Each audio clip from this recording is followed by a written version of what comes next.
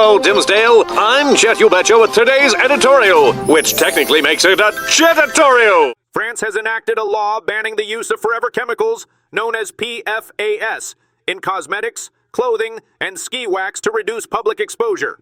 PFAS are widely used for their water and stain-resistant properties, but have been linked to health risks such as cancer and birth defects, and are now found throughout the environment and human bodies. The bill proposed by the Green Party passed the National Assembly by a wide margin in February 2025 and took effect at the start of 2026 after being signed by President Emmanuel Macron. The law also mandates regular testing for PFAS in public water supplies. Non-stick cookware and certain emergency equipment were exempt. Denmark plans a similar ban later in 2026, while the EU continues to study broader restrictions. In other developments, a Polymarket user earned more than $400,000 by correctly betting that the U.S. would remove Venezuelan President Nicolas Maduro, sparking concerns that prediction markets could be exploited using non-public or classified information. The account placed a small number of high-confidence bets between late December and early January, including a final wager shortly before the U.S. military operation became public.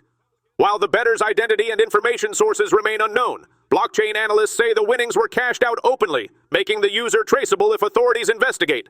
The case highlights broader worries about prediction markets, which allow bets on geopolitical, military, and political outcomes, and operate in a legally evolving gray area. Lawmakers are now considering legislation to explicitly ban profiting from insider knowledge on such platforms. In another update, snow, ice, and freezing temperatures disrupted large parts of Europe, causing deadly accidents and widespread travel chaos. At least 5 people were killed in France as treacherous roads led to crashes and massive traffic jams, while authorities grounded trucks and closed several airports. Hundreds of flights were canceled at Paris area airports and Amsterdam's Schiphol Airport, where rail services were also severely disrupted. Commuters faced icy roads, limited public transport, and long delays.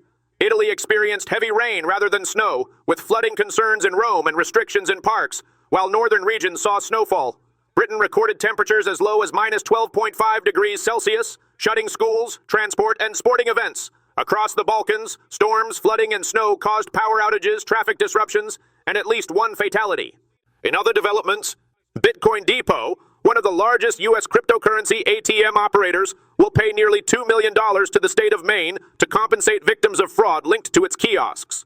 The $1.9 million settlement reflects funds lost by Maine consumers to third-party scammers who use Bitcoin Depot machines. The company admitted no wrongdoing and did not acknowledge violations of state or federal law. Victims may apply to the state for compensation. Experts say Bitcoin ATMs have become the leading method scammers use to obtain cash, as transactions are fast and difficult to reverse. The FBI reports Americans lost more than $333 million to Bitcoin ATM scams in 2025. Maine has responded with strict measures, including daily deposit limits and caps on transaction fees.